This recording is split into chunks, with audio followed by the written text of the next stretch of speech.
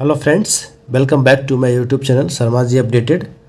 आज हम बात करने लगे हैं आरआरबी ग्रुप डी के बारे में, जो कि जिसकी ऑनलाइन एप्लीकेशंस 23 जनवरी 2025 से ली जाएगी, जिसमें पदों की संख्या लगभग 32,000 प्लस ही है।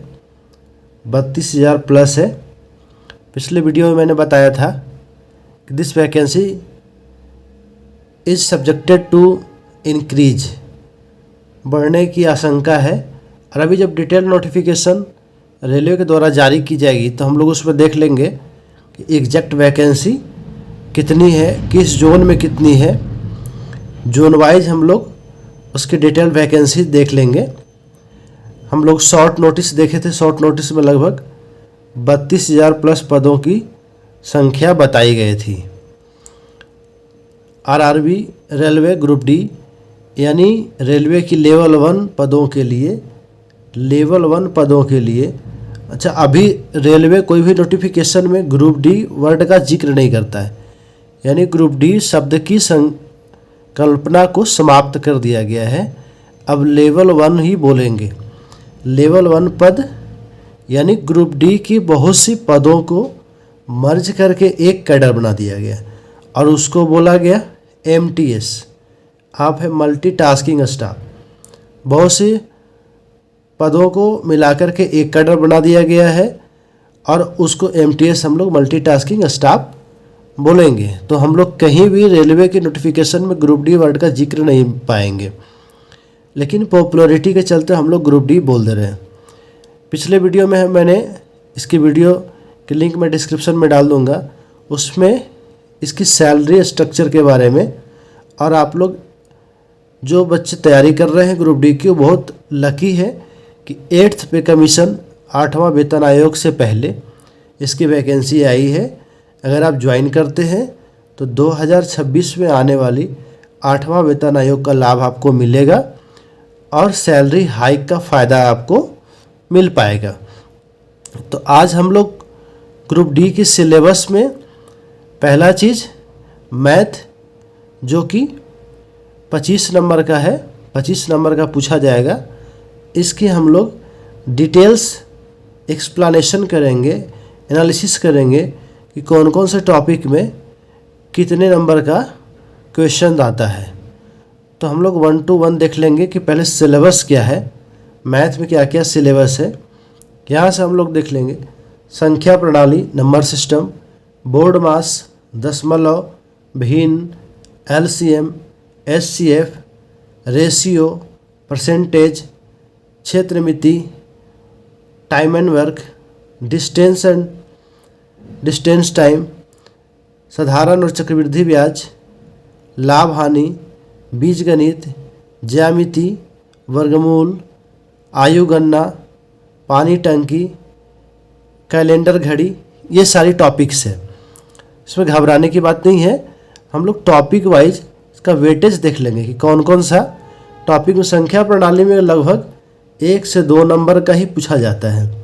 बोर्ड मास में, जिसमें सॉल्यूशन रहता है, 2 से 3 नंबर का पूछा जाएगा। दशमलव में भी 1 से 2 नंबर का पूछा जाएगा। इसकी डिटेल्स हम लोग देख लेते हैं एक बार, कहाँ कहाँ से कितने नंबर का क्वेश्चंस आते हैं। औसत में हम लोग देख लेंगे, औसत में 1 से 2 नंबर, LCM SCF में 1 से 2 नंबर, रेशियो में 2 से 3 नंबर का आता है, प्रतिशत में 2 से 3 नंबर का, क्षेत्र मिति में 2 नंबर का, समय कार्य में 3 से 4 नंबर का, समय दूरी में 2 से 3 नंबर का, ब्याज में 1 नंबर का। तो हम लोग मेजर पोर्शन यहाँ पे देख लेंगे कि मेजर पोर्शन हम लोग क्या बनने वाला है। मेजर पोर्शन समय कार्य बनेगा, टाइम एंड वर्क बनेगा, समय दूरी बनेगा, और लाभ हानि और परसेंटेज को जब जोड़ देंगे तो यहाँ से भी 5 से 6 क्वेश्चंस मिला करके आएंगे कि लाभ हानि और परसेंटेज एक दूसरे के पूरक है। हम लोग को लाभ हानि सीखने के लिए पहले परसेंटेज सीखना पड़ेगा। One thing that is very important कि मैथ्स जिसकी वेटेज 25 है, तो 25 में हमको कम से कम 23-24 क्वेश्चंस बनने ही चाहिए, नहीं तो पूरे के पूरे बनने चाहिए। तो उसके लिए हम लोग प्रिपरेशन कहाँ से करेंगे? चूँकि इसकी जो क्वालिफ़िकेशन है, लेवल 1 एग्ज़ामिनेशन के लिए क्वालिफ़िकेशन जो है वो मैट्रिकुलेशन है। तो इसकी क्वेश्चन के स्टैंडर्ड जो होता है वो इजी टू मॉडरेट होता है। इजी टू मॉडरेट, हार्ड नहीं होता है, इजी टू मॉडरेट होता है। तो हमको क्या करना है, जितने भी टॉपिक्स हैं उसकी हमें प्रिपरेशन, उसकी हमको बेसिक क्वेश्चन की प्रिपरेशन करनी है, अच्छे से करनी है, ताकि हमको एग्जामिनेशन हॉल में बनाने, मैथ को सोल्व करने में कोई स्ट्रेस ना लेना पड़े और थोड़ी सी चूक की वजह से वो मैथ हमसे चूक ना हो जाए। तो हम लोग क्या करेंगे, कोई भी पब्लिकेशन का, ग्रुप डी का कोई भी पब्लिकेशन का प्रीवियस ईयर का गाइड ले लेंगे और उसको हम लोग बार बार सोल्व करेंगे। बार बार सोल्व करने से, अच्छा उसमें प्रीवियस ईयर के साथ में मॉडल सेट भी देता है, तो पहले प्रीवियस ईयर सोल्व करेंगे, उसके बाद मॉडल सेट को सोल्व करेंगे।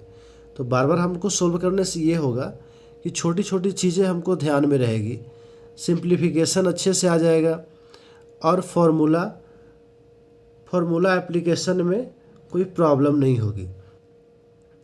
तो मैथ्स बहुत इम्पॉर्टेंट सेक्शन है, इसमें गलती होने का चांस नहीं रहता। अगर आप बनाते हैं 25 में 25 तो 25 में 25 मार्क्स आपको मिलेंगे ही मिलेंगे। जीके में क्या होता है, कन्फ्यूजन होता है, दिल्ली और आगरा में कन्फ्यूजन हो गया तो आपको ये चीज़ें गलत हुई तो पूरा का पूरा नंबर कट जाएगा। लेकिन मैथ में कोई कन्फ्यूजन नहीं है, अगर आपको आंसर आ रहा है तो ही आएगा, नहीं आ रहा तो नहीं आएगा। तो बहुत इम्पॉर्टेंट सेक्शन है, मैथ को ध्यान में रखें कि 25 में 25 ही नंबर दे कर जाए, एक क्वेश्चन भी ना छूटे। क्योंकि इसकी स्टैंडर्ड जो होती है वो बेसिक होती है, इसमें ज़्यादा पैनिक होने की आवश्यकता नहीं है, ज़्यादा हेडेक लेने की आवश्यकता नहीं है। लेकिन हाँ, अगर आपको सिलेक्शन चाहिए तो अभी से लग जाइए, अभी से तैयारी इतनी पुख्ता हो कि कहीं भी कोई चूक ना हो और फर्स्ट अटेम्प्ट में आप केंद्र सरकार के नौकरी में आ जाएं। अभी जानते हैं कि 2026 में, फिर से मैं बताता चलूँ, 2026 में 8th पे कमीशन 8वां वेतन आयोग, जिसमें सैलरी हाइक होगी, उसमें आपको, उसके पहले अगर आपकी ज्वाइनिंग होती है तो 8th पे कमीशन का लाभ मिल पाएगा और एक अच्छी खासी सैलरी, इनिशियल सैलरी, शुरुआती सैलरी आपको देखने को मिलेगा। तो हम लोग जितने भी सेक्शन है, जीएस है, साइंस है, रीजनिंग है, अभी मैथ का मैंने डिस्कस किया, तो ये सारे सेक्शंस को 1 बाय 1 हम लोग डिस्कस करेंगे और अभी से तैयारी में जुट जाएंगे। अभी से हम लोग हर दिन कम से कम मैथ्स के 50 क्वेश्चंस लगाएंगे, ताकि एग्जामिनेशन के दिन ये 25 का 25 नंबर हमको गारंटीड हो।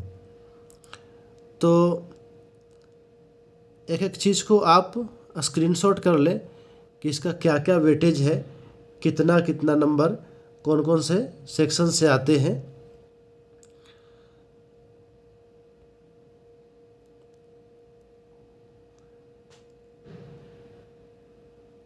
आरआरबी से जुड़ी कोई भी जानकारी के लिए आप हमारे यूट्यूब चैनल को सब्सक्राइब कर लीजिए और हम मेरे साथ में अपडेटेड रहिए।